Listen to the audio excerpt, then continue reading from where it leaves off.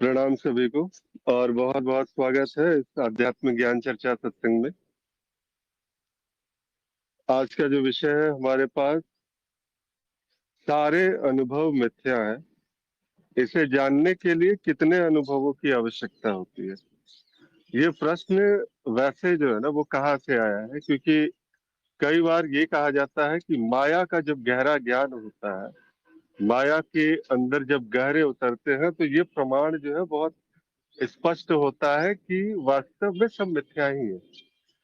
इसीलिए तो शायद जो है तंत्र बोधि का भी कार्यक्रम रखा गया है ज्ञान दीक्षा के बाद में, कि जिस समय अगर यहाँ पर भी अगर लोग आते हैं तो ज्ञानोपरांत अगर इस प्रकार की जो है वो बातें और भी ज्यादा स्पष्ट आपको कर सकती है। ये सारा का सारा, कई लोगों का मन बस इतना सा होगा कि सारे अनुभव मिथ्या है, बस हाँ ठीक है। शुरुआत की जो है, अब समुद्र है, समुद्र का एक एक गिलास जल भी पी लिया, उसी से पता चल गया कि समुद्र खारा है। वहां पर कोई विभाजन थोड़ी है, कोई अंतर थोड़ी पड़ेगा। तो इसलिए इस प्रकार से भी प्रमाण पाया जा सकता है। ये पहला जो प्रश्न था वास्तव में कुछ इस प्रकार से, इसकी जो पृष्ठभूमि यही है। दूसरा प्रश्न है, सब लीला मात्र है, इसका बोध होने पर भी सांसारिक कर्मों में इसका बोध क्यों नहीं रहता। जब ये कहते हैं ना कि सब लीला मात्र है, जितना भी है कुछ भी यहाँ पर ऐसा दिखाई नहीं देता कि ये है वो है, और ये भी ऐसा है कि हाँ ठीक है, ये जैसे कहते हैं साक्षी भाव आनी जानी चीज है। साक्षी भाव क्या है? आपके आत्मज्ञान के स्मरण में बने रहना, यानी आत्मज्ञान रूपी घटना एक बार तो घटी है कम से कम। अब वो एक बार भी अगर वो गर्म तवे का स्पर्श कर लिया गया है, वो सारी चीजें हो गई है, तो फिर भी ये सांसारिक कर्मों के समय में इससे इसका बोध क्यों नहीं रहता। बार बार इसमें संलिप्तता आ जाती है, बार बार इसमें ऐसा लगता है कि हम लोग डूबे चले जा रहे हैं सांसारिक कर्मों में। थोड़ा सा इसमें भी स्पष्टता आ जाएगी अगर अलग अलग प्रकार से बताया जाता है तो। जी प्रणाम आत्म प्रकाश जी, प्रभु बोल सकते हैं अभी? जी सभी को प्रणाम। जी प्रणाम।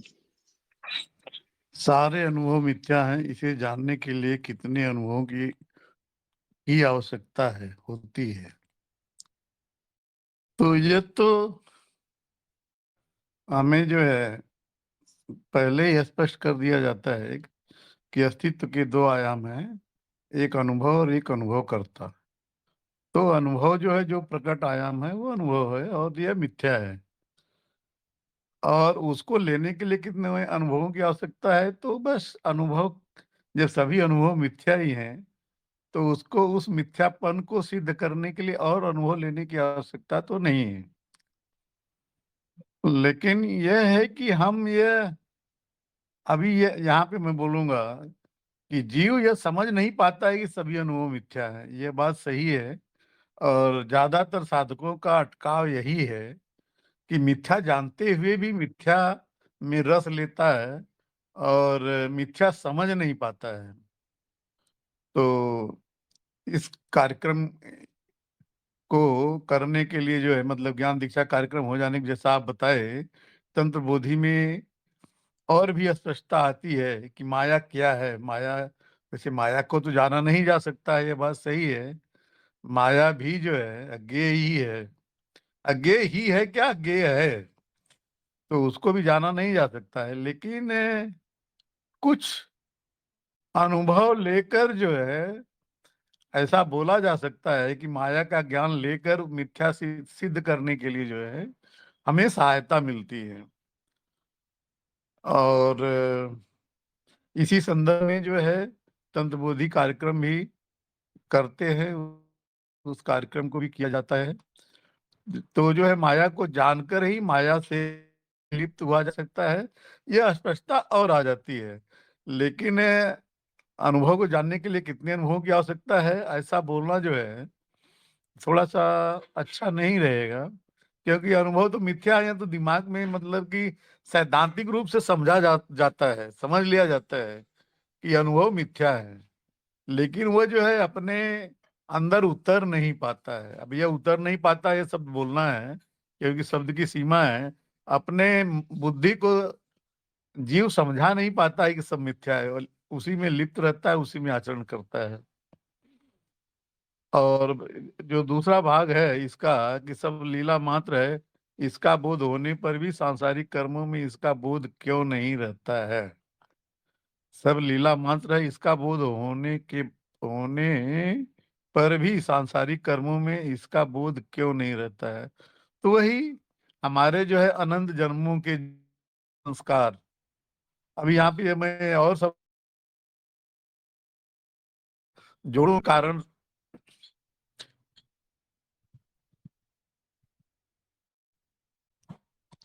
जो भी कारण शरीर से हमारे जो है संस्कार जो है आ रहे हैं, उसके अनेक जन्मों से हमारे जो संस्कार आ रहे हैं, वह संस्कार ही हमको जो है ये माया या जो है सांसारिक कर्मों से अलग नहीं होने देता है।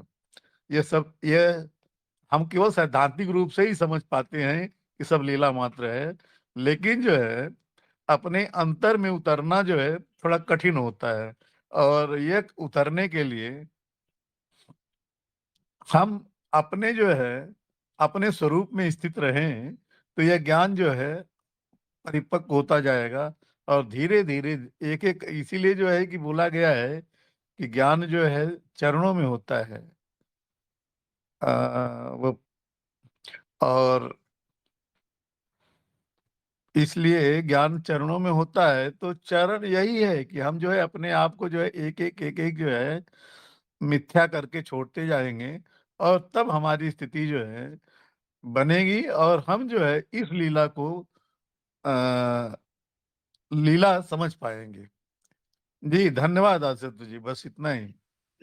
जी, चलिए अच्छी बात है, आपने दोनों प्रश्न ले लिए।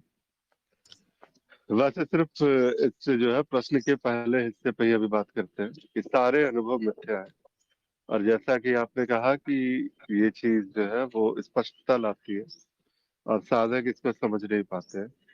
इसको थोड़ा सा और गहरे समझने का प्रयास करते हैं। प्रणाम हिमांशु जी। बस पहला हिस्सा जो प्रश्न का है उस पर आपके अगर विचार। प्रणाम प्रणाम जी, प्रणाम। क्या मेरी आवाज आ रही है?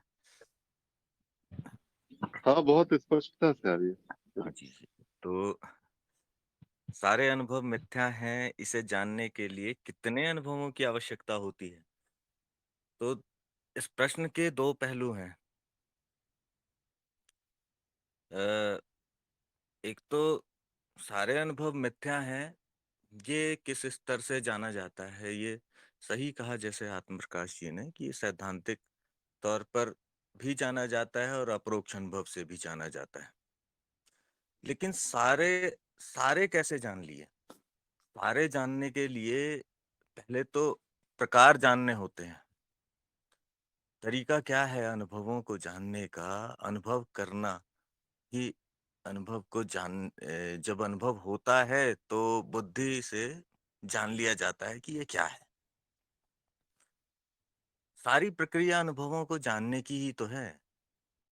ये जीव कर क्या रहा है यहाँ पर? अनुभवों को जानता है और फिर उन्हें वो मिथ्या सिद्ध होते हैं और फिर उनसे आगे बढ़ जाता है। पूरा जीवन सिर्फ अनुभवों को जानना, उनको उनकी मिथ्या जानने के उपरांत अन्य अनुभवों को जानने की दौड़ में लग जाना, यही हमारा जीवन है। आज जो नहीं जाने हैं उसकी दौड़ होती है, जो जान लिया गया है उसे छोड़ दिया जाता है। यदि हम अपने जीवन को देखें तो मनुष्य बचपन से लेकर और अंतिम अनुभव मृत्यु तक यही सब तो कर रहा है। तो यदि ये जानना है कि समस्त अनुभवों के बारे में कोई धारणा करनी है या समस्त अनुभवों के बारे में कोई अ, कुछ भी धारणा बनाना है, तो उसके लिए उसका प्रकार जानना होगा। तो ज्ञान मार्ग पर तो ये इस तरह से होता है कि अनुभवों के प्रकार जान लिए जाते हैं, कि हम जानते हैं कि समस्त अनुभव मानसिक हैं, एक ही प्रकार के अनुभव हैं, वो मानसिक हैं। कुछ भी भौतिक नहीं है, सभी कुछ दिमाग में घट रहा है यहाँ पर। स्मृति और ये खेल चल रहा है इसका, बुद्धि और स्मृति का खेल चल रहा है। अब अब कहा जा सकता है कि समस्त अनुभव मिथ्या हैं, जबकि उनको एक प्रकार में ढाल दिया गया है।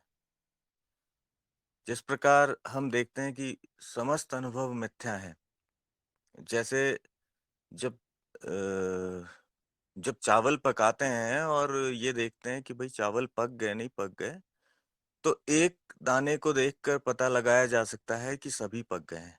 या दाल गलाते हैं तो एक दाने से पता चल जाता है कि सभी गल गई होंगी, क्योंकि एक ही प्रकार का है। तो प्रकार पता होना आवश्यक है। तो प्रकार को पहले बुद्धि से, तर्क से, है क्या ये अनुभव? कहाँ घटित हो रहा है अनुभव? इस पर विचार करना आवश्यक हो जाता है। अन्यथा ये दौड़ सारी जो है, ये अनुभव को ही जानने की है।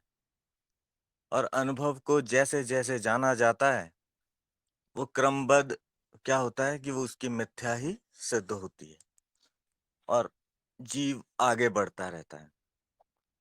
अब बात आती है कि ये जीव रस क्यों लेता है इनमें? तो देखिए, रस, वो उस रस से ही बना हुआ, उस वो स्वयं, आप कहेंगे कि भई वो स्वयं रस ही है। वो जीव है ही वो भी स्वयं एक अनुभव है। जीव स्वयं एक अनुभव है। तो वो उसी में पाया जाएगा, उसी में लिप्त पाया जाएगा। वही सीढ़ियाँ चढ़ता हुआ पाया जाएगा। एक अनुभव को छोड़ेगा, दूसरे को पकड़ेगा। यही उसका कार्य है और यही यही सब उसके उसका चल रहा है कि वो एक अनुभव छोड़ेगा और दूसरा पकड़ेगा। सभी अनुभवों के संबंध में ये बात कहनी सही होगी कि जैसे हम कहते हैं ज्ञान मार्ग पर कि एक बार हाथ जल गया तवे पे तो ये पता चल जाता है कि दोबारा तवा नहीं छूना है। एक बार हाथ जल जाए तो दोबारे वो अनुभव दोबारे नहीं लेता है। जैसे कि बच्चों को कहते हैं कि भाई ये इस पे बिजली के स्विच पे मत छेड़ो, मत छेड़ो। वो उनको बड़ा आकर्षण लगता है वो बटन बंद करना, खोलना। लेकिन जब कितना कह लो उन्हें कि करंट लगेगा, नहीं छेड़ना है, तो उन्हें नहीं पता है कि करंट क्या होता है। तब तक वो सिर्फ अवधारणा मान लेते हैं, सिर्फ हाँ ठीक है, थोड़ी देर कहना मान लेते हैं। लेकिन जब तक लगा नहीं, तब तक छेड़ते रहते हैं और एक बार करंट लग गया तो जीवन भर नहीं छेड़ते फिर अब वो उस अनुभव से ऊपर उठ गए। तो जब एक बार प्रकार जान लिए, ये जान लिया कि समस्त अनुभव मानसिक हैं, चाहे वो किसी भी प्रकार का अनुभव है, समस्त कहाँ घट रहे हैं। तो फिर इन फिर ये हो जाता है कि हाँ, जब सभी अनुभव मानसिक हैं, मिथ्या हैं, फिर उन्हें एक ही प्रकार में डालकर कहा जा सकता है कि समस्त अनुभव मिथ्या हैं। और मिथ्या है तो क्या जाना जाएगा? कुछ नहीं, कुछ भी तो नहीं जाना जाएगा। यदि ये अनुभव प्राप्त हुआ, उससे भी कुछ नहीं जाना जाएगा। वो अनुभव प्राप्त हुआ तो उससे भी कुछ नहीं जाना जाएगा। तो ये दौड़ जिस अनुभव की नदी में ये जीव स्वयं बह रहा है, ये बुलबुला जो उसी जल से बना है और उसी जल में मिल जाएगा, उसी जल से उसी जल में बह भी रहा है, तो फिर ये बहते हुए भी इससे अलग हो जाता है। अलग होना मतलब उसकी दौड़ समाप्त हो जाती है। फिर वहां पर ये दौड़ नहीं रहती कि जानना है, इस अनुभव को जानना है। जाना जाएगा, ये नहीं रोक सकते। उस बहाव को नहीं रोका जा सकता कि मैं अनुभवों को जानना छोड़ दूं। ये बुद्धि जानती रहेगी, लेकिन वो दौड़ नहीं रहेगी कि हाँ, अब इसमें क्या होता है, इसमें क्या होता है, क्योंकि इसी से, यहीं से आसक्ति उत्पन्न हो रही। नए नए अनुभवों को लेना। मृत्यु से डर जीव का इसीलिए तो है कि उसे ऐसा लगता है कि शायद इसके पश्चात अनुभव होना बंद हो जाएगा। इसके पश्चात अनुभव होना बंद हो जाएगा, ये अनुभवों को, नए अनुभवों को जानना बंद हो जाएगा। वो स्वयं अनुभव से आने में, स्वयं जो जीव अनुभव है, वो उसका अनुभव नहीं हो पाता जब हम दूसरों को देखते हैं। तो इसलिए इसलिए उसका डर है। तो वो जानना चाहता है, उसकी तो इच्छा है कि वो अनुभवों की इस नदी में बहता ही रहे, निरंतर बहता रहे। ये जीव चाहता है, क्योंकि वो स्वयं अनुभव है। तो ये इसको जानने के लिए इसका एक ही यही तरीका है कि अनुभवों का विश्लेषण करना और उनके प्रकार जानना, और जो जाना गया है उसे देखना कि क्या जाना गया है, कुछ भी तो नहीं। तो यदि कुछ भी नहीं जाना गया है, तब ये दौड़ समाप्त हो सकती है। अन्यथा ये दौड़ तो ऐसे ही बनी रहेगी, चाहे वो सारे अनुभव मिथ्या हैं चाहे नहीं है। वो अनुभवों को, फिर प्रत्येक अनुभव को अलग जानेगा। तो यदि प्रत्येक अनुभव को अलग जाना गया है, क्योंकि जो कि प्रत्येक अनुभव अलग है, लेकिन है एक ही प्रकार के, सभी अनुभव मानसिक हैं, तो मानसिक होते हुए उनसे मुक्त हुआ जा सकता है। जी, जी, आदिसत्य जी। हिमांशु जी, बहुत सुंदर तरीके से और एक स्पष्ट एक विधि भी मिली कि कैसे आखिर यहाँ तक जो है पहुंचा भी जा सकता है। और भी इतने सारे साधक हैं यहाँ पर। प्रश्न के जो पहले हिस्से पे कि सारे अनुभव मिथ्या है, इस वाले हिस्से पे अगर कोई भी साधक कुछ कहना चाहे तो बिल्कुल आमंत्रित है।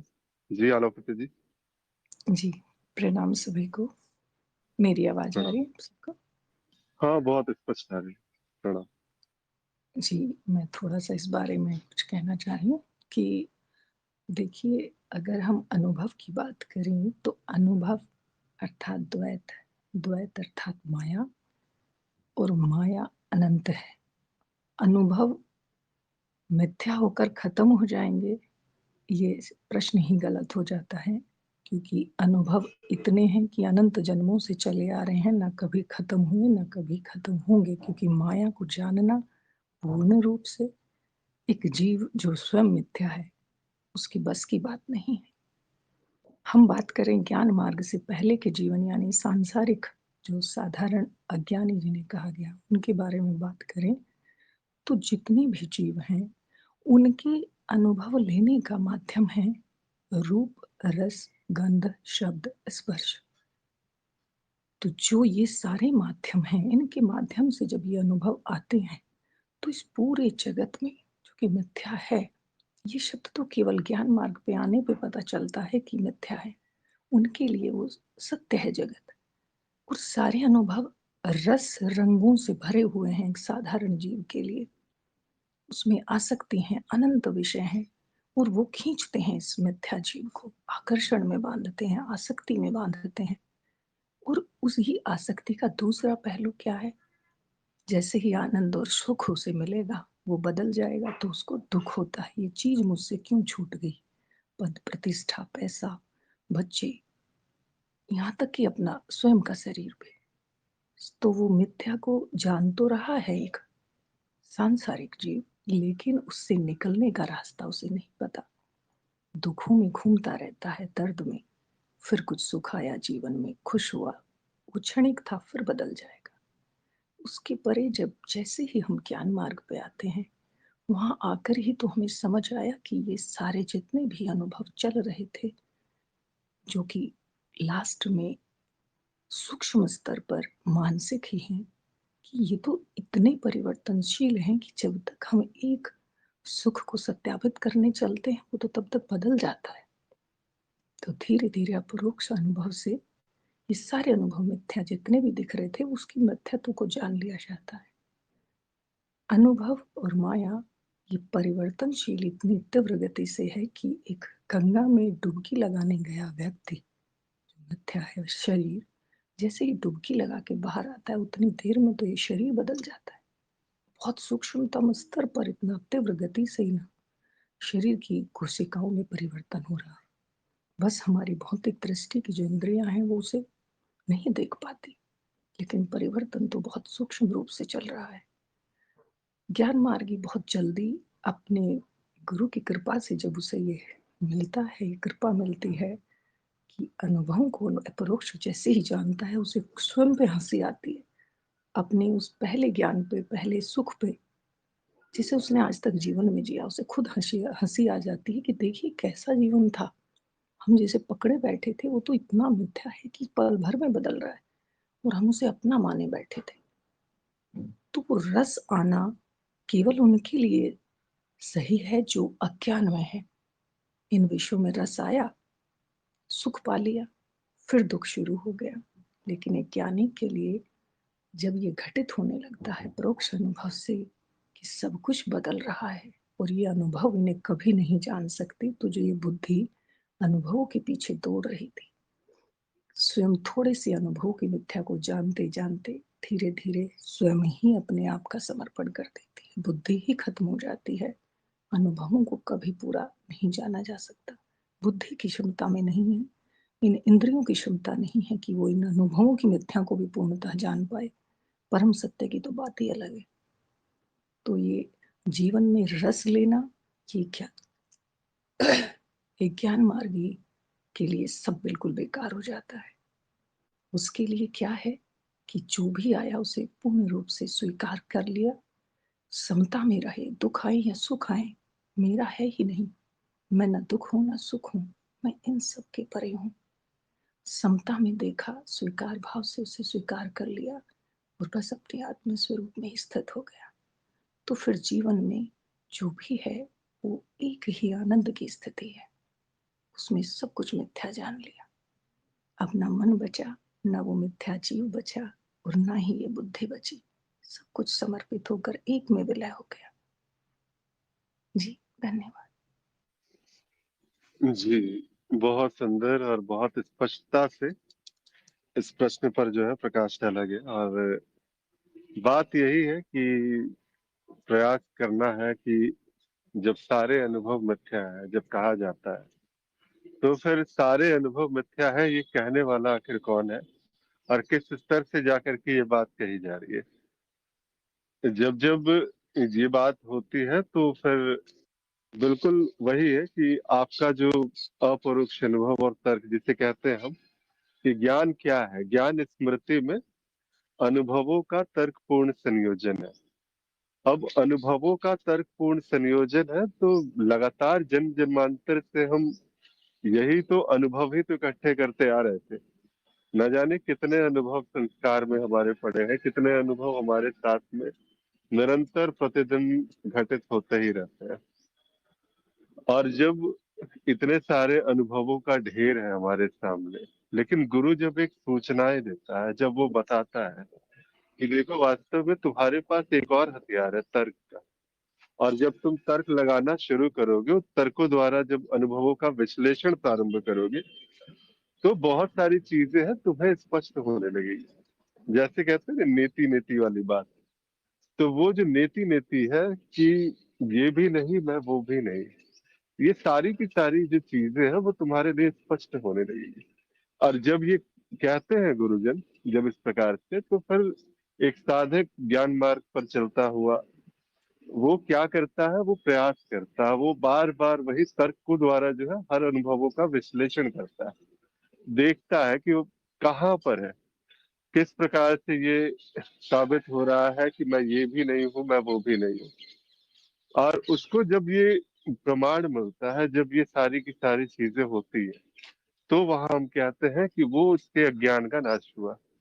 और वहां पर जाकर के उसके लिए एक बार अज्ञान का नाश, यानी कि वो स्पष्टता से उसने उस समुद्र के एक गिलास जल का जो है वो स्वाद पा लिया है। और उस स्वाद को पाते ही वहां पर फिर वो, उसकी बुद्धि जहां भी जाती है, उसका ये मन जहां भी जाता है, जिस भी अनुभव पर टिकने का प्रयास करता है, उसका वो तार्किक विश्लेषण वहां प्रारंभ होता है। क्योंकि सारे के सारे जो अनुभव उसे हो रहे हैं, किसी न किसी इंद्रियों के ही माध्यम से हो रहे हैं। और वो जो वही जिसके बारे में पहले बताया गया कि सारे अनुभव मानसिक है। और जब एक बार ये बात प्रमाणित हो जाती है, तो फिर बहुत गहरे तौर से जितने भी अनुभव आ जाए, जितने भी परतें आ जाए माया की, वो सारे के सारे अनुभव जो है वो आते ही वही जो है वो ध्वस्त होने लगते हैं। क्योंकि उन्हें पता होता है कि ये सारा का सारा अनुभव कहीं ना कहीं मानसिक तौर पे ही आ रहा है। और ये सारे के सारे अनुभव वैसे ही, जैसे बाकी सब मिथ्या, वैसे ही ये भी मिथ्या। और वो जो तार्किक बुद्धि है वो कहीं ना कहीं वो चीज विश्लेषण करके वो बता ही देती। बहुत सारे अलग अलग दृष्टिकोण है यहाँ पर, और बहुत सुंदर तरीके से व्याख्या की गई इस प्रश्न के जो पहले हिस्से पे। और भी कोई साधक यहाँ पर कुछ कहना चाहे इस प्रश्न के पहले हिस्से पर, तो अवश्य है। चलिए ठीक है, तो अब आते हैं इस प्रश्न के दूसरे हिस्से पे कि सब लीला मात्र है, इसका बोध होने पर भी सांसारिक कर्मों में इसका बोध क्यों नहीं रहता। और जब ये कहा जाता है कि लीला मात्र है सब, सारी की सारी, ये आखिर किस स्तर से कहा जा रहा है कि सब लीला मात्र है। बस कहीं किसी टीवी सीरियल में भी तो बहुत बार ऐसा होता है कि अरे सारी तो बस लीला चल रही है प्रभु की। वहां से भी सुनी सुनाई बात हो सकती है, या कभी किसी जो है गुरुजन के द्वारा दिया गया जो एक सूचना है, उस सूचना को ही बस पढ़ लिया गया है या सुन लिया गया है। और कोई वहां पर जो है किसी प्रकार का अपरोक्ष अनुभव और ये सारा का सारा नहीं है। लेकिन जो इसका जो अगला हिस्सा है, कहते हैं कि इसका बोध होने पर भी, यानी कि ये बोध में घटित हो चुका है, फिर भी अब सांसारिक कर्मों में इसका बोध नहीं रहता। तो इस प्रश्न पर थोड़ा सा जो है प्रकाश चाहते हैं जी आलोकित्या जी, अगर इस प्रश्न पे आप बोल सके। प्रश्न का जो दूसरा हिस्सा है, सब लीला मात्र है।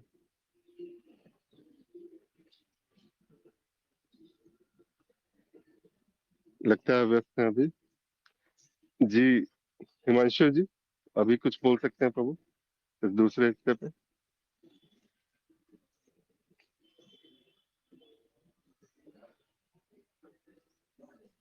हाँ जी। जी। तो सब लीला मात्र है, ये बोध तो हुआ है कि सब लीला मात्र है। अब सांसारिक कर्मों में इसका बोध क्यों नहीं रहता, मतलब ये बोध जो हुआ है, क्या ये प्रश्न को समझने का मैं प्रयास कर रहा हूं कि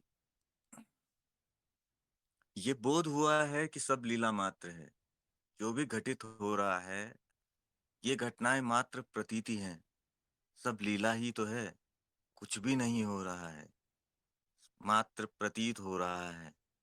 अब सांसारिक कर्मों में इसका बोध क्यों नहीं रहता। तो देखिए, क्या प्रश्न उठता है, क्या आवश्यक है कि रहना चाहिए, और रहेगा यदि ये बोध रहे कि ये लीला है, ये खेल है, और खेल तब खेला जाए, तो इससे क्या होगा। ये जानते हुए कि ये लीला है, ये खेल है, वो खेल और सुंदर हो जाता है। इसलिए एक साधक चाहता है कि ये बोध सदैव रहे कि ये लीला है, और वो स्वयं अपने आत्म स्वरूप में स्थित रहे, और सदैव अपने स्वरूप में बना रहे, अपने स्वभाव में रहे, जो कि आनंद है। उसमें वो अस्तित्व रहे। लेकिन क्यों नहीं रहता? क्योंकि लीला है, और ये जीव स्वयं इस लीला का भाग है। जो आनंद स्वरूप है वो इस लीला का भाग नहीं है। जो मैं हूं, मैं इस लीला का भाग नहीं हूं। मैं दृष्टा हूं, मैं इसको देखने वाला हूं, इसका साक्षी हूं। मैं इस लीला का भाग नहीं हूं। तो इस जीव को बोध नहीं रहेगा, क्योंकि लीला है। तभी वो सुंदरता से होगी, तभी वो अच्छे से होगी। वो खेल तब और अच्छे से होगा, उसमें जान आएगी। जैसे हम बोलते हैं ना कि कैरेक्टर में जान आती है। कब आती है कैरेक्टर में जान? जब कैरेक्टर उसको जीने लगता है। जो लोग अ, चलचित्र बनाते हैं, वो अभिनेता जो है, जिस चरित्र को वो प्ले करते हैं, उस चरित्र को जीने लगते हैं, उसको महसूस करते हैं। क्यों?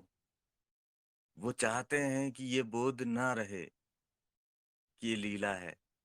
वो उस चलचित्र को जीने लगते हैं, दुख पे रोने लगते हैं, खुशी पे हंसने लगते हैं। तभी वो चलचित्र जीवंत हो उठता है, तभी उसका आनंद भी है। तो ये देखा जा सकता है कि आप यदि कोई चलचित्र बनाओ, कोई लीला करो, जैसे राम लीला, तो आप नहीं चाहेंगे कि जो राम का चरित्र है, वो इस चरित्र को जिए और वो ये भूल जाए कि ये लीला है। वो भूल जाए कि ये खेल है, और उस चरित्र को अच्छे तरह से निभाए। जो रावण है वो भूल जाए कि ये लीला है। यदि वो याद रखे कि ये लीला है और मैं ऐसा क्यों करूं, तो लीला कैसे होगी? फिर रावण रावण का पात्र कैसे कैसे वो प्ले करेगा, और राम राम का पात्र कैसे प्ले करेगा? तो ये कौन चाहता है कि ये लीला हो और सुंदर हो, ये जीवंत हो? ये कौन चाहता है? ये अस्तित्व यही चाहता है कि ये लीला जीवंतता में हो, इसमें हर प्रकार के रंग भरे हों। और वो रंग किस भाव में है? जैसे सुख दुख, खुशी हो तो खुशी हो, नीरसता ना हो। तो वो जीव जो है, जीव को बोध नहीं रहेगा, जीव को बोध नहीं रहेगा। लेकिन जीव से ऊपर एक और है, जो जीव का साक्षी है। वहां पर वो बोध नित्य बना रहेगा। इसीलिए हम ज्ञान मार्गी क्या करते हैं? यहाँ पर एक और परत, बुद्धि से ऊपर एक और परत बन जाती है। उसे कहते हैं चेतना की परत। तो वो चेतना की परत जो उस जीव को भी देख रही है, उस जीव को लिप्त पाती है लीला में, उस जीव को लिप्त पाती है लीला में। और जब भी उसे आवश्यकता हो, करुणा स्वरूप, क्योंकि ये करुणा गुरु क्षेत्र से मिली है, तो वो उसकी करुणा उस तक पहुंचा देती है, उस जीव तक, कि भाई ये लीला है। समय आने पर चेतना आ जाती है। लेकिन यदि इसकी कल्पना की जाए कि ये सांसारिक कर्मों में जीव भी इसे लीला माने, तो वो कितना जीवंत उसके वो कर्म होंगे, कितने जीवंत उसकी वो इच्छाएं होंगी, कितने जीवंत उसके वो लीला कितनी जीवंत होगी, ये कल्पना की जा सकती है। तो जीव लिप्त होता है। इस इस लिप्तता का साक्षी मैं हूं, और मुझे ये बोध नित्य रहता है कि जीव लिप्त हो गए हैं। अभी देखिए, अभी खुशी का माहौल है, और ये जीव कितना खुश है। इस जीव के चेहरे से मुस्कान छीनने का मुझे कोई हक नहीं है, और इस जीव के आंसू को रोकने का मुझे कोई हक नहीं है। ये जो भाव है, जो इसको कृपा स्वरूप मिले हैं, जिसमें ये जीव तभी तो है, मनुष्य मनुष्य तभी तो है जब उसमें भाव भरे हुए हैं, पत्थर नहीं है वो। तो मैं क्यों इससे इसका जीवत्व छीन लूं, इसकी जीवंतता मैं इससे क्यों छीन लूं? मैं जो हम देखते हैं बिल्ली के बच्चे बाहर खेलते हैं ठंड में, तो क्या मुझे हक है कि मैं उन बिल्ली के बच्चों को बताऊं कि भाई मत खेलो, तुम तो पशु हो अभी, ये लीला चल रही है, क्यों खेल रहे हो, या फिर क्यों लड़ रहे हो? ये लीला किस स्तर से चल रही है, ये जानना आवश्यक है। और इस लीला का लीलाधर कौन है, ये जानना भी आवश्यक है। तो इसका बोध जो रहेगा, वो जीव स्तर पर नहीं रहेगा, वो जीव से उच्च स्थिति है, वहां पर इसका बोध रहता है। ये लीला मात्र है, ये जानने के उपरांत लीला में लिप्तता उसकी समाप्त होगी जो कभी लीला में लिप्त था भी नहीं। वो कभी लीला में लिप्त नहीं था। वहां यहाँ पर प्रादुर्भाव जो हुआ है वो किसका हुआ है? यहाँ पर ब्रह्म का प्रादुर्भाव हुआ है। वो कभी लीला में लिप्त नहीं था, उसके लिए वो सदैव लीला थी। अब ये उससे स्वयं को उससे स्वयं अपना और उसका संबंध ज्ञात करना, यही तो हमारा ज्ञान था। हमने जीव को ब्रह्म नहीं बनाया है। जीव उस पात्र को तो उसका जो भी उसका कर्म है, और जो भी जिस भाव में वो बह रहा है, उसे बिना छेड़े हुए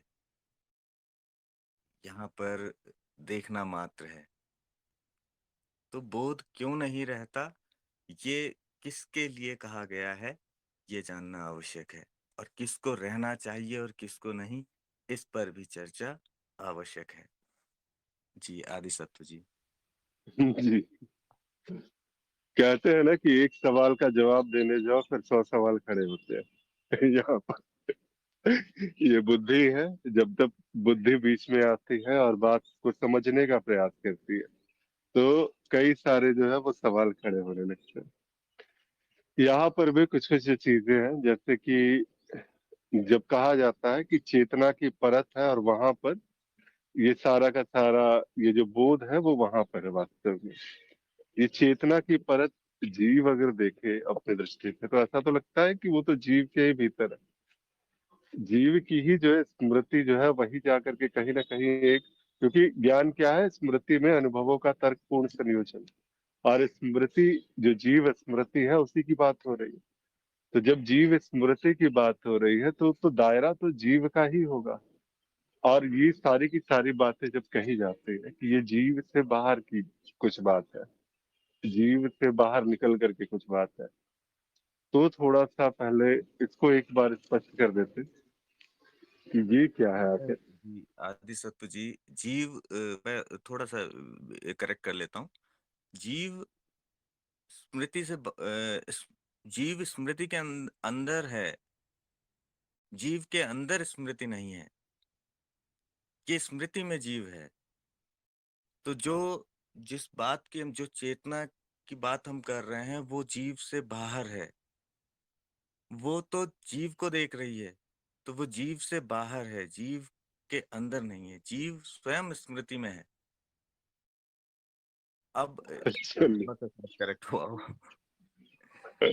देखिए आपने जो कहा ना, ये बात वही है कि जो शास्त्रों में भी बात आती है, बुद्धि प्रज्ञा और रसंभरा, तीन जो है तरीके की चीजें हैं। जब कहते हैं कि बुद्धि का विसर्जन, तो प्रज्ञा जागृत, और प्रज्ञा से भी परे जो है ऋतंभरा, वहां पर जो है वो असत्य को ग्रहण नहीं किया जाता, सिर्फ सत्य ही सत्य है। और वही जो है जिसको कहते हैं मुक्त अवस्था। वहां पे। तो शायद जो है इसको समझाने के लिए, क्योंकि बार बार एक सामान्य दृष्टि जो है, एक कोई भी अगर साधक अगर इस बात को सुन ले कि जीव स्मृति के भीतर है, जीव के अंदर स्मृति नहीं, तो ये लोगों की जो है सर के ऊपर से बाउंस करने वाली चीज हो जाती है। तो यहाँ पर वो जो है शास्त्र की जो शब्दावली है उसका आप सहारा ले सकते हैं, प्रज्ञा के विषय में जान सकते हैं, रतनभरा के विषय में जान सकते हैं। और जब जब आप वो बातें जानेंगे तो शायद ये जो बात कही गई है ये थोड़ी स्पष्ट हो पाए। वैसे जो है यहाँ पर अलौकिता जी अभी फ्री हुई, इस प्रश्न पर कुछ भी कह सकती हैं अभी? जी, अभी मेरे पास थोड़ा-सा समय कम है, तो मैं जी, अभी नहीं ठीक दे पाऊँ। ठीक, ओके। चलिए, और भी है, कई साधक हैं, कुछ कहना चाहते हैं इस वाक्य पे, इस प्रश्न के अगले हिस्से पे?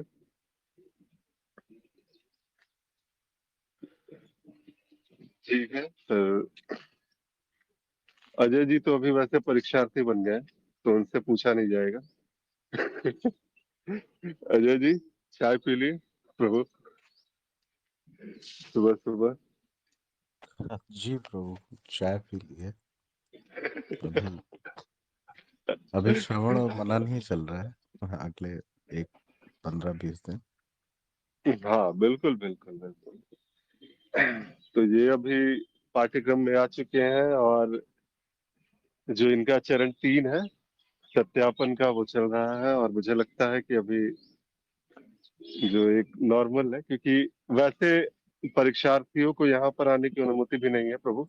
देखिए, यहाँ पर जो चर्चा होती है थोड़ी मुक्त सी चर्चा होती है, थोड़े हम लोग जो है पाठ्यक्रम की शब्दावलियों से भी थोड़ा अलग जा चले भी जाते हैं, उस प्रकार की भी चर्चाएं होती है।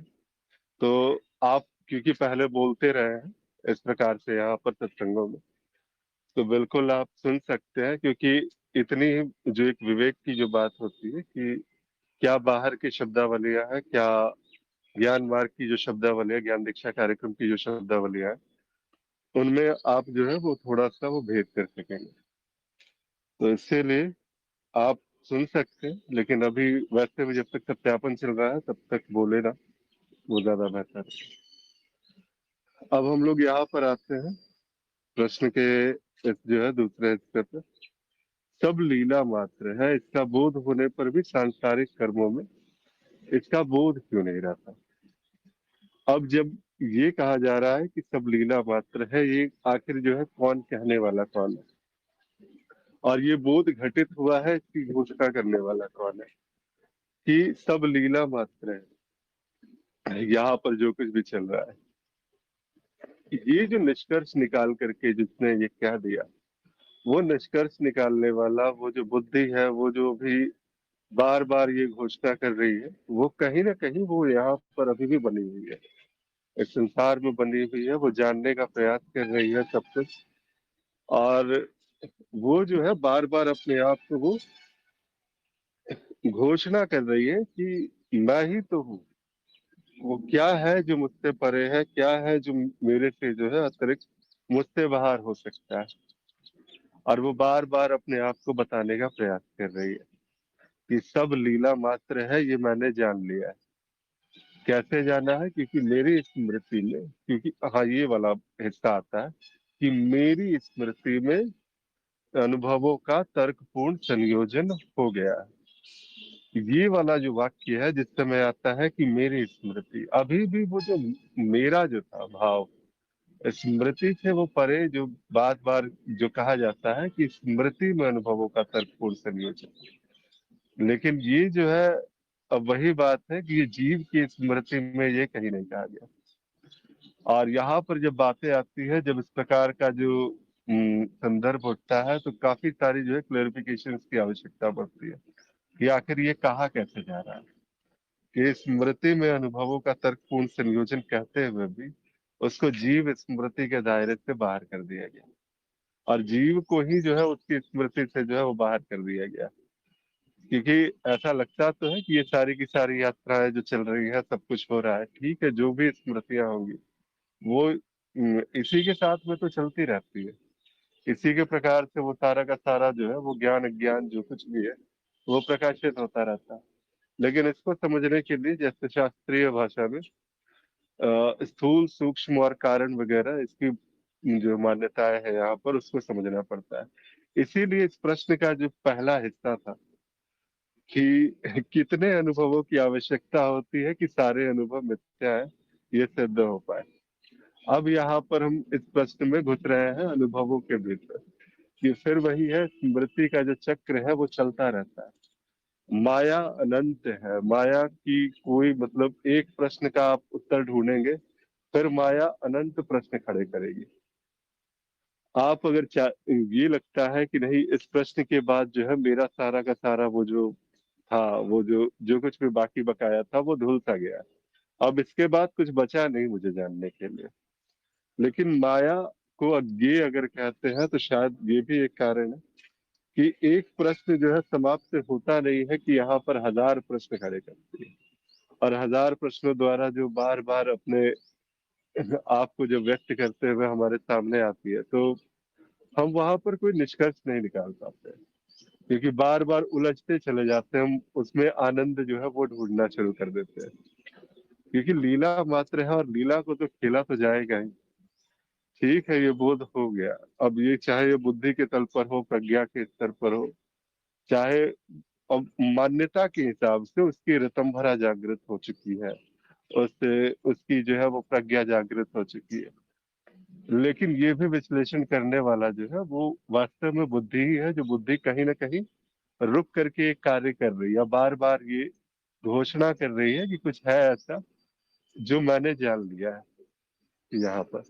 और जैसे ही बुद्धि ये घोषणा करती है कि मैंने जान लिया है, कि मेरी प्रज्ञा जागृत हो चुकी है, मेरी जो है अब वो ऋतंभरा की स्थिति वो वास्तव में आ चुकी है, तो यहाँ पर अभी भी जो है वो बुद्धि बची हुई है और बार बार उससे वो बुद्धि के तल पर ही वो घूम घूम करके ये प्रश्न बार बार उठ रहा है कि कैसे आखिर जो है ये कहा जाए कि ये जो ज्ञान हो रहा है और ये जो बोध घटित हुआ है, ये वास्तव में जीव से परे की कुछ बात है।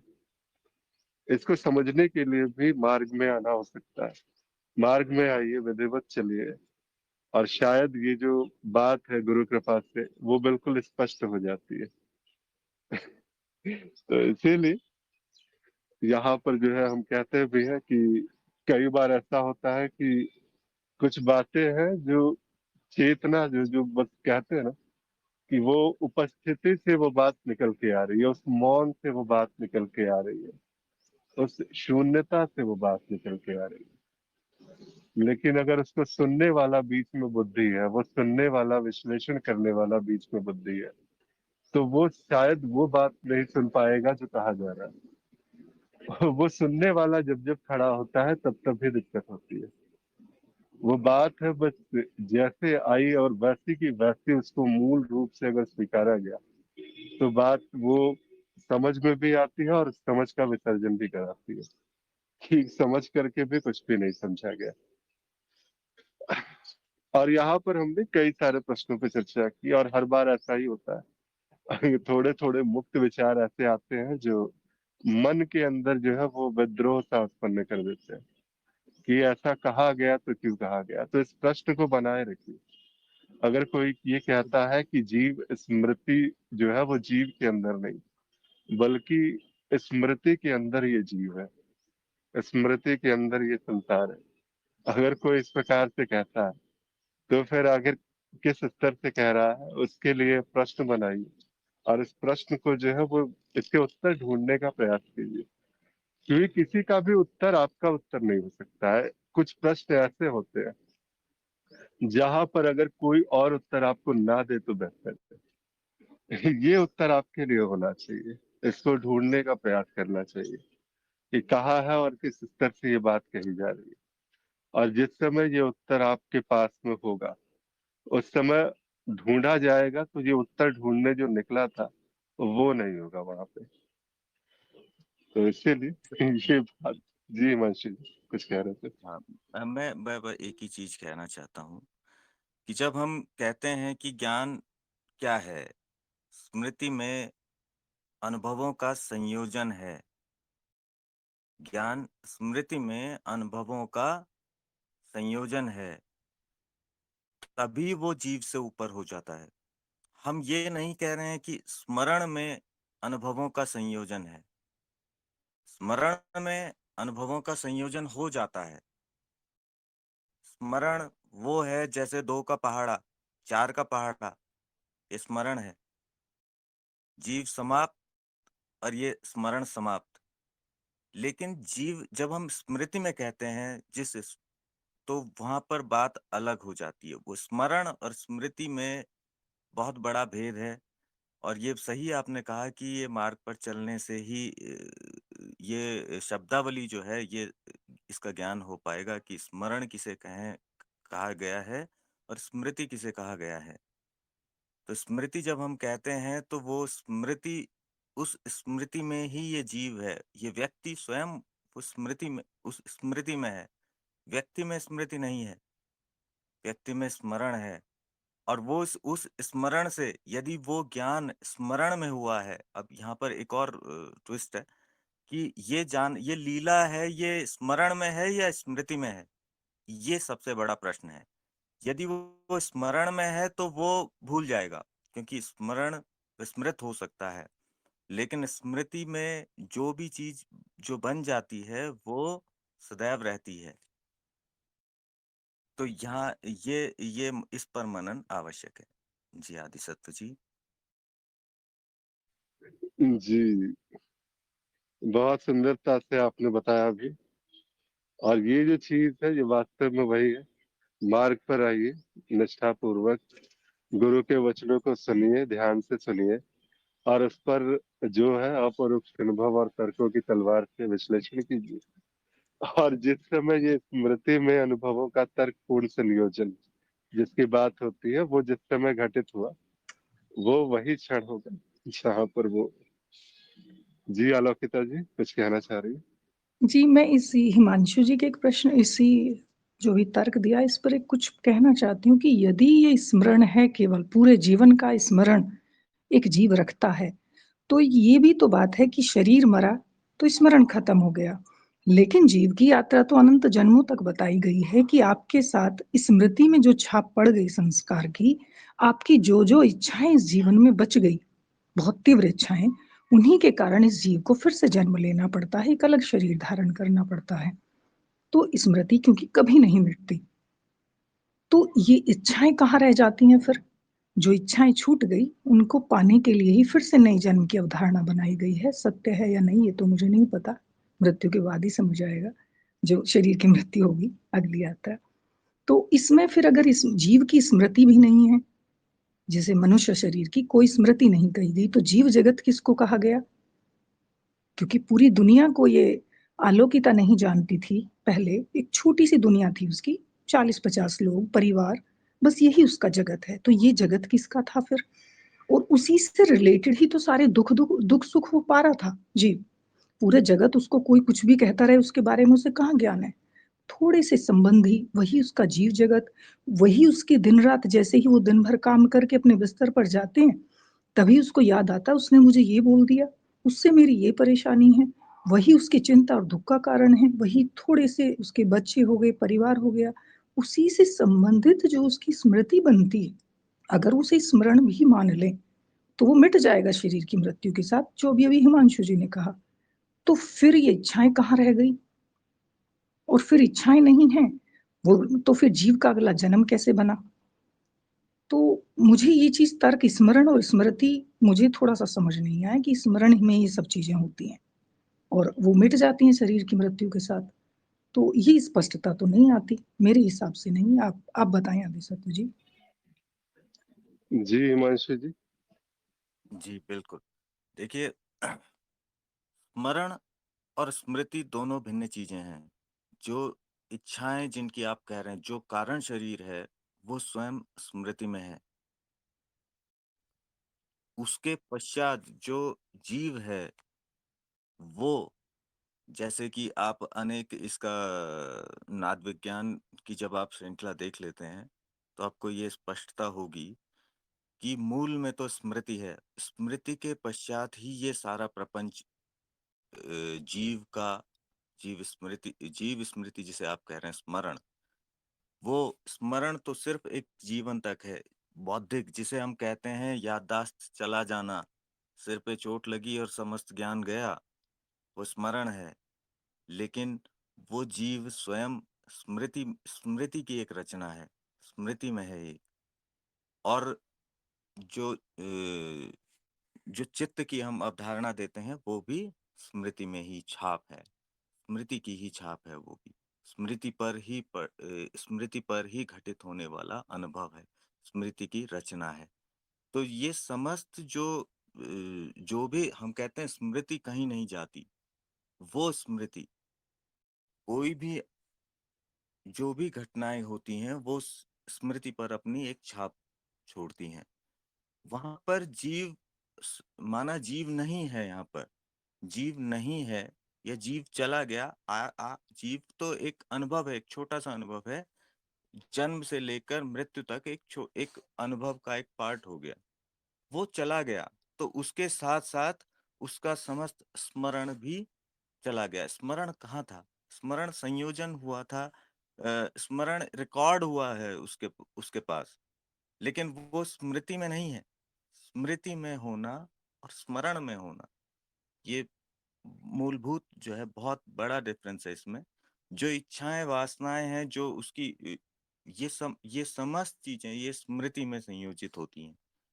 तभी तो जब आप पुनर्जन्म की अवधारणा करते हैं तो स्मरण न होने के पश्चात भी वो पुनः वो इच्छाएं जो पूर्व जन्मों की थी वो क्यों प्रकट हो जाती हैं? क्योंकि स्मृति कहीं नहीं जाती, स्मृति अपनी जगह है। लेकिन स्मरण स्मरण जैसे हम कंप्यूटर में कहते हैं ना, टेम्पररी मेमोरी और परमानेंट मेमोरी, तो परमानेंट मेमोरी कहीं नहीं जाती। टेम्पररी मेमोरी अगर कंप्यूटर बंद हो गया, शट डाउन हो गया, बीच में क्रैश हो गया, तो वो चली जाती, वो फिर रिकवर नहीं होती। इस तरह से हम समझ सकते हैं, भले ही उदाहरण इतना तर्कपूर्ण नहीं है, लेकिन इसे अगर आप क्योंकि बाद में ये हमारे कार्यक्रम से नहीं था, हमारे पहले वाले कार्यक्रम में थे स्मृति, स्मरण और माया का नाद विज्ञान था, तो इसलिए इस तरह की ये जो बातें हम कह पा रहे हैं। जी जी, अलौकिता जी, स्पष्ट हुआ? जी, फिर तो वो बिल्कुल इन्होंने उदाहरण सही दिया। मैं यही सोच रही थी कि जब आप अपने कंप्यूटर के डेटा को हार्ड डिस्क में ट्रांसफ़र कर देते हैं, तो वो वहाँ पे स्टोर हो गई अनंत टाइम के लिए। तो फिर स्मृति तो हाँ, ये बिल्कुल क्लियर है, ये तो गुरुदेव ने बताया हुआ है कि स्मृति आपकी हमेशा रहती है। लेकिन ये स्मरण समझ में मुझे भी नहीं आता था कि अगर जीव की कोई स्मृति नहीं है, तो ये इच्छाएँ किसके साथ ट्रांसफ़र हो रही हैं? क्यों अगले जन्म में वो इच्छाएँ प्रकट हो जाती हैं? तो इस जन्म का तो सब कुछ भूल जाना चाहिए। तभी ये प्रारब्ध का शब्द उत्पन्न होता है कि शायद मेरे पिछले जन्म का प्रारब्ध है, कर्म है जो मुझे दुःख भोगना पड़ रहा है। तो ये चीज़ें जो प्रकट होती रहती हैं, टाइम-टाइम पे संस्कार उभर के आते हैं कि सब कुछ सही चल रहा था, अचानक कोई घटना घटित हो गई कि भई प्रारब्ध का आपका कोई संस्कार है जो इस वक़्त जागृत हुआ और उसका आपको फल तो भोगना पड़ेगा। तो फिर ये मे बी मान ही सकते हैं अभी, अनुभव में जब जी, तक आएगा तो देखेंगे। जी, धन्यवाद। देखिए, हिमांशु जी को ये बहुत-बहुत चीज़ है धन्यवाद। ना। जी, बिल्कुल। इस प्रश्न का जो पहला हिस्सा था इसलिए पहले ले लिया गया कि सारे अनुभव मिथ्या है, ये जानने के लिए कितने अनुभवों की आवश्यकता है। तो फिर वही है, अनंत है, अनुभव तो अनंत है। जाइए उसमें, सारे अनुभव एक है, वहां तक पहुंचने के लिए भी समय लगता है। शुरुआत में तो अनुभव अनंत ही दिखते हैं, हर प्रकार का अनुभव दिखता है। और जो अनंत अनुभवों की अगर बात होगी तो अनंत प्रकार की जो है वो संचय होगा वहां पे। और वो जितना संचय होगा, जितने गहरे जाएंगे, फिर वही ये व्यक्तिनिष्ठ हो सकता है कि किसी के लिए हो सकता है कि बस एक दो अनुभव ही जो है वो पर्याप्त है। कोई व्यक्ति, जो कोई साधक ऐसा भी होता है जो लगातार पूरा जीवन दे देता है वो अनुभवों का संचय करता हुआ, वहां पर जाकर के उसकी बुद्धि विसर्जित होती है। तो अलग अलग प्रकार के साधक है, अलग अलग प्रकार की बातें होती है। जो प्रश्न का जो दूसरा हिस्सा था कि सब लीला मात्र है, इसका बोध होने पर भी सांसारिक कर्मों में इसका बोध क्यों नहीं रहता? और काफी स्पष्ट रूप से हिमांशु जी ने भी इसको भी स्पष्ट किया कि ये बोध वाला जो विषय है इसको अगर हम ध्यान से देखें तो वहां पर से हमें जो है वो पर्याप्त यहाँ पर इसके संदर्भ में जानकारी मिल सकती है। तो इसीलिए बहुत बहुत धन्यवाद, आभार जुड़ने के लिए। सुबह 7 से 8 हर रोज हम एक नए प्रश्न के साथ, और कल का प्रश्न मुझे लगता है कि आज कुछ अधूरा सा रह गया है, वो ज्ञान का जो स्टोरेज सिस्टम है वो कैसे काम कर रहा है कुछ इस पर भी जो है थोड़ा एक प्रकाश डालेंगे कल जो सुबह सुबह हम लोग मिलेंगे। तो तब तक के लिए धन्यवाद, आभार और बहुत बहुत आभार यहाँ जुड़ने के लिए।